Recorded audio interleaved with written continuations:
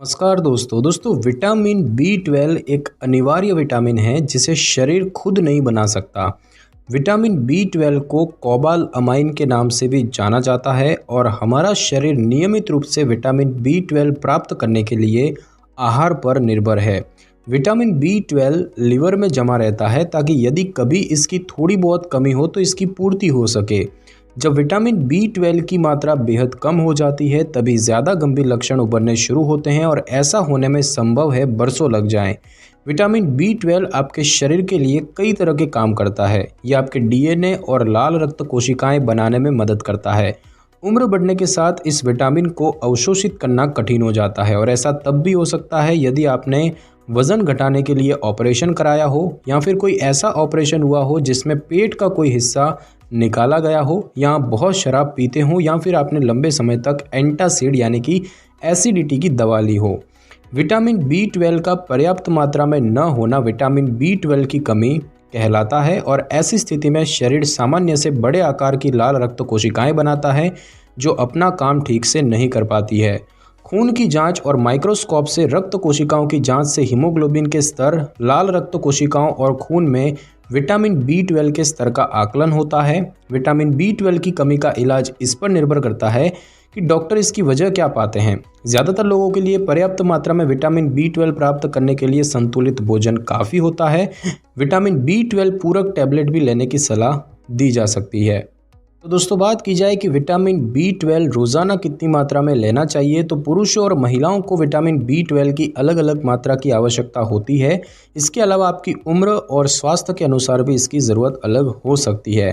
तो बात की जाए विटामिन बी 12 की सही दैनिक खुराक के बारे में, तो 0 से 6 महीने की उम्र में पुरुष और महिला दोनों को 0.4 mcg, 7 से 12 महीने की उम्र में 0.5 mcg, 1 से 3 साल की उम्र में 0.9 mcg, 4 से 8 साल की उम्र में 1.2 mcg, 9 से 13 साल की उम्र में 1.8 mcg और 14 या उससे ऊपर की उम्र में 2.4 mcg की खुराक दैनिक लेनी चाहिए। और बात की जाए गर्भावस्था यानी कि प्रेगनेंसी की, तो प्रेगनेंसी में 2.6 mcg की खुराक लेनी चाहिए। और अब हम दोस्तों जानेंगे कि विटामिन बी 12 की कमी के लक्षण क्या होते हैं। तो विटामिन बी 12 की जो कमी है इससे जुड़े कुछ विशेष लक्षणों की बात करें तो उसमें है त्वचा का पीला पड़ना, जीभ में लालिमा या फिर दाने निकलना, मुंह में छाले होना, स्पर्श की संवेदना में कमी या बदलाव होना, धुंधला दिखना, नज़र कमज़ोर होना, चाल ढाल में बदलाव, चित्त का अस्थिर होना यानी कि मूड बदलना, चिड़चिड़ापन होना, डिप्रेशन या मनोविकार वगैरह, याददाश्त, समझबूझ और निर्णय लेने जैसी मानसिक क्षमताओं में कमी आना और साथ ही साथ डिमेंशिया यानी कि मनोभ्रंश होना।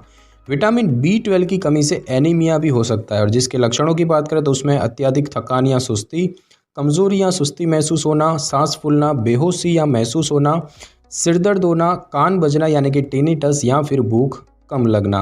और दोस्तों बात की जाए कि डॉक्टर को कब दिखाना चाहिए, तो यदि आप विटामिन बी 12 की कमी से हुए एनीमिया के लक्षण महसूस कर रहे हैं तो अपने डॉक्टर से मिलें। इसका पता आपके लक्षणों और खून की जाँच की रिपोर्ट के आधार पर लगाया जा सकता है। विटामिन बी 12 की कमी का जल्द से जल्द निदान और इलाज महत्वपूर्ण है। हालांकि बहुत से लक्षण इलाज से ठीक हो जाते हैं लेकिन इलाज न हो तो इससे पैदा परेशानी लाइलाज हो सकती है और इलाज में जितनी देरी हो स्थायी नुकसान की आशंका उतनी अधिक हो सकती है। और अब हम दोस्तों जानेंगे कि विटामिन बी 12 की कमी क्यों होती है। तो इसका सबसे पहला कारण है आहार में विटामिन बी 12 का कम होना। विटामिन बी 12 की कमी की आम वजह है आहार में विटामिन बी 12 का कम होना। विटामिन बी 12 ऐसा पोषक तत्व है जो सिर्फ मांस, मछली, अंडे और दूध तथा दुग्ध उत्पादों जैसे कि पशुओं से मिलने वाले आहार में उपलब्ध होता है। यदि आप निरा शाकाहारी है अर्थात आप मीट, दूध, पनीर और अंडे समेत पशुओं से मिलने वाले किसी भी प्रकार के आहार का सेवन नहीं करते हैं तो आपको विटामिन बी 12 की कमी हो सकती है। दूसरा कारण है कम अवशोषण। तो दोस्तों विटामिन बी 12 का अवशोषण छोटी आंत के जरिए होता है लेकिन इससे पहले का काम पेट यानी कि अमाशय करता है और इसीलिए कुछ स्थितियां जो पेट या छोटी आंत को प्रभावित करती है वे विटामिन बी 12 के ठीक तरीके से अवशोषण में बाधा डाल सकती है। ज़्यादा शराब पीने से पेट की अंदरूनी परतें प्रभावित हो जाती है जिससे कि बी 12 का अवशोषण बाधित होता है और इसकी कमी हो जाती है।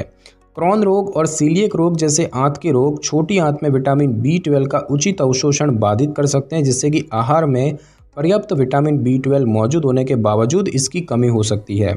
कुछ दवाएं विटामिन B12 का अवशोषण बाधित कर सकती है और आमतौर पर ली जाने वाली दवाएं जिनके कारण विटामिन B12 का जो स्तर है वो कम हो सकता है उनमें है मेटफॉर्मिन जो कि डायबिटीज़ की दवा है, कॉल्चिसिन जो कि गाउट की दवा है, क्लोरएम्फेनिकोल जो कि इन्फेक्शन को दूर करने के लिए एक उपयुक्त एंटीबायोटिक है और साथ ही साथ सीने में जलन से जुड़ी कुछ दवाइयाँ। दोस्तों बात की जाए कि विटामिन B12 की कमी होने की आशंका किन वजहों से बढ़ सकती है, तो कुछ ऐसी स्थितियां हैं जिसमें विटामिन B12 की कमी की संभावना बढ़ जाती है, जैसे कि बुजुर्गों में विटामिन B12 की कमी आम है, एट्रोफिक गैस्ट्राइटिस जिसमें कि पेट की अंदरूनी परतें जो है वो पतली पड़ जाती हैं, पेट का अल्सर, पेट या छोटी आंत के किसी भी हिस्से को हटाने के लिए ऑपरेशन, या फिर पर्निशियस एनीमिया से शरीर में विटामिन B12 का अवशोषण कठिन हो जाता है, साथ ही साथ ग्रेव्स रोग जैसी प्रतिरक्षा प्रणाली संबंधी बीमारी या फिर बदहजमी की जो दवाएं होती है उनसे। तो ये कुछ ऐसी स्थितियां हैं जिसमें विटामिन B12 की कमी होने की संभावना बढ़ जाती है। और अब हम दोस्तों जानेंगे कि विटामिन B12 की कमी होने से कैसे बचा जा सकता है। तो दोस्तों निरा शाकाहारी जो अंडा तक नहीं खाते वो अतिरिक्त विटामिन B12 युक्त अनाज यानी कि फोर्टिफाइड ब्रेकफास्ट सीरियल और पूरक आहार का सेवन करके B12 की कमी दूर कर सकते हैं। आमतौर पर लोग दुग्ध उत्पाद, मांस मछली युक्त संतुलित आहार के जरिए B12 के सभी अवयव प्राप्त कर सकते हैं। ये पौधों से प्राप्त भोजन में नहीं पाया जाता है।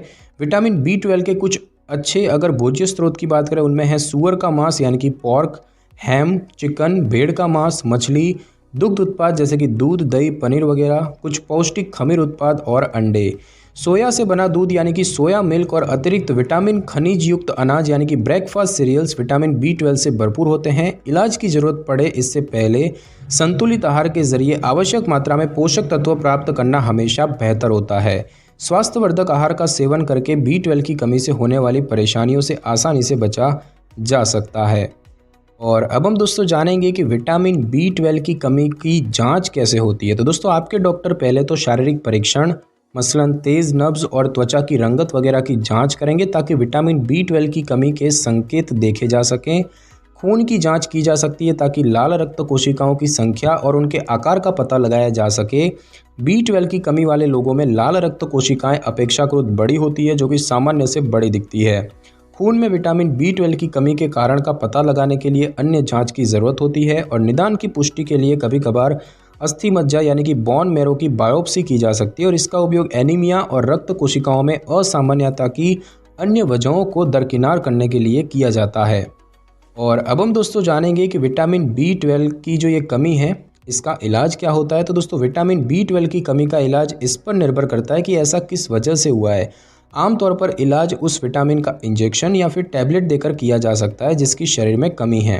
विटामिन B12 की कमी से होने वाले एनीमिया के इलाज की बात करें तो विटामिन B12 की कमी से होने वाले एनीमिया का इलाज आमतौर पर विटामिन B12 के इंजेक्शन के जरिए किया जाता है जिसे कि हाइड्रोक्सोकोबालामाइन कहते हैं। सबसे पहले ये इंजेक्शन 2 सप्ताह तक हर दूसरे दिन या आपके लक्षण में सुधार शुरू होने तक लगाए जाते हैं और इस शुरुआती अवधि के बाद आपका इलाज इस पर निर्भर करेगा कि कहीं आपके शरीर में विटामिन B12 की कमी आपके भोजन से तो जुड़ी नहीं है। विटामिन B12 की कमी की सबसे आम वजह है पर्निशियस एनीमिया जो कि आहार से जुड़ा नहीं होता। उसके बाद दोस्तों बात की जाए आहार संबंधी एनीमिया की, तो यदि आपके शरीर में विटामिन B12 की कमी असंतुलित आहार होने के कारण हुई है तो भोजन के बीच विटामिन B12 के टैबलेट लेने की सलाह दी जा सकती है या फिर आपको साल में 2 बार हाइड्रोक्सोकोबालामाइन का इंजेक्शन भी दिया जा सकता है। जिनके लिए अपने आहार से पर्याप्त मात्रा में विटामिन B12 प्राप्त करना मुश्किल होता है, मसलन निरे शाकाहारी, उन्हें आजीवन विटामिन B12 टैबलेट लेने की ज़रूरत पड़ सकती है। यदि किसी के शरीर में लंबे समय तक असंतुलित भोजन करने के कारण विटामिन B12 की कमी पैदा हुई हो जो कि आमतौर पर नहीं होता, तो उन्हें विटामिन B12 का स्तर सामान्य होने और आहार में सुधार के बाद टैबलेट बंद करने की सलाह दी जाती है। यदि आप शाकाहारी हैं या विकल्प के तौर पर आपको मांस और दुग्ध उत्पादों की जगह कुछ अन्य भोज्य पदार्थों की तलाश है तो ऐसे कुछ अन्य खाद्य पदार्थ उपलब्ध हैं जिनमें विटामिन B12 होता है, जैसे कि अतिरिक्त विटामिन और खनिज युक्त अनाज जिसे कि हम फोर्टिफाइड ब्रेकफास्ट सीरियल कहते हैं। उसके बाद दोस्तों हम बात कर रहे हैं आहारेतर एनीमिया की, तो यदि आपके शरीर में विटामिन B12 की कमी आहार में इसके अभाव के कारण नहीं हुई है तो आपको आमतौर पर आजीवन हर 3 महीने पर हाइड्रोक्सोकोबालामाइन का इंजेक्शन लगवाना पड़ सकता है। विटामिन B12 में कमी के कारण यदि आपको तंत्रिका तंत्र संबंधी लक्षण जैसे कि हाथ पैर सुन्न होना या झुनझुनी वगैरह महसूस हो रहे हैं तो हर दूसरे महीने हाइड्रोक्सोकोबालामाइन का इंजेक्शन लगाने की ज़रूरत पड़ सकती है। ज़्यादातर लोग इलाज से ठीक हो जाते हैं, लेकिन यदि विटामिन B12 की कमी के कारण किसी नस को नुकसान हो गया है तो ये असर स्थायी हो सकती है।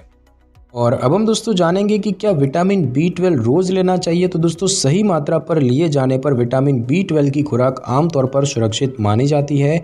वहीं वयस्कों के लिए विटामिन B12 के लिए अनुशंसित दैनिक सेवन 2.4 mcg सही मानी जाती है। आपका शरीर केवल उतना ही एब्जॉर्ब करता है जितनी उसे ज़रूरत होती है। अपनी ज़रूरत के अनुसार सही मात्रा जानने के लिए अपने डॉक्टर से अवश्य सलाह लें।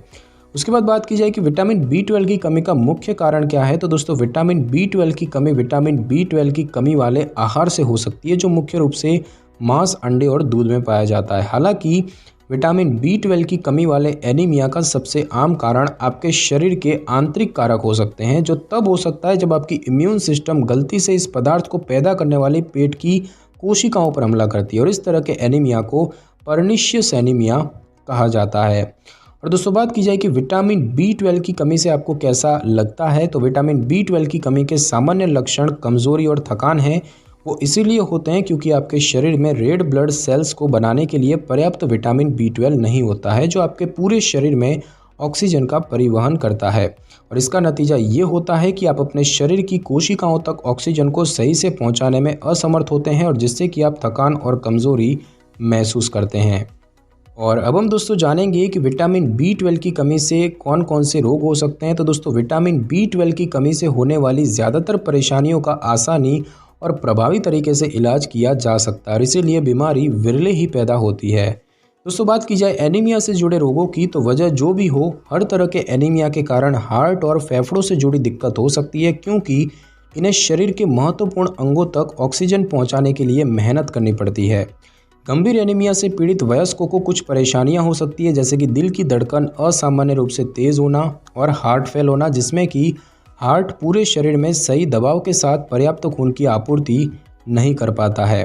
उसके बाद बात की जाए स्नायुविक परिवर्तन की, तो विटामिन B12 की कमी से तंत्रिका तंत्र को प्रभावित करने वाली दिक्कतें पैदा हो जाती है, जैसे कि नज़र कमज़ोर होना या इससे जुड़ी परेशानी, याददाश्त में कमी, हाथों और पैरों में सुई चुभने का अनुभव होना, शारीरिक समन्वय में कमी जिसका प्रभाव आपके पूरे शरीर पर पड़ता है, और बोलने या चलने में मुश्किल होती है। तंत्रिका तंत्र के कुछ हिस्से का क्षतिग्रस्त होना, खासकर पैर के हिस्से का प्रभावित होना। यदि तंत्रिका तंत्र संबंधी कोई परेशानी पैदा हो जाती है तो ये लाइलाज हो सकती है। उसके बाद दोस्तों बात की जाए बांझपन की, तो विटामिन B12 की कमी से कई बार अस्थायी रूप से गर्भ धारण करने में असमर्थता हो सकती है, और ये समस्या आमतौर पर विटामिन B12 की कमी के उचित उपचार से ठीक हो जाती है। पेट के कैंसर की बात करें, तो यदि पर्निशियस एनीमिया के कारण आपके शरीर में विटामिन B12 की कमी हुई है तो पेट का कैंसर होने का जोखिम बढ़ जाता है। और बात की जाए पैदाइशी रोग की, तो यदि आप गर्भवती हैं और आपके शरीर में विटामिन B12 की मात्रा पर्याप्त नहीं है तो ये आपके बच्चे में दिमाग और रीढ़ की हड्डी से जुड़ा कोई गंभीर रोग जन्म से हो सकता है। तो दोस्तों आज की इस वीडियो में बस इतना ही। अगर आपको मेरी ये वीडियो और जानकारी अच्छी लगी हो तो वीडियो को लाइक और शेयर कर दीजिए, और कमेंट करना बिल्कुल भी ना भूलें। और अगर आप हमारे चैनल पर नए हैं तो चैनल को कर लें सब्सक्राइब, और बेल आइकन के बटन को ज़रूर क्लिक कर लें ताकि मेरी नई वीडियो की नोटिफिकेशन सबसे पहले आपको मिल सके। Thanks for your time.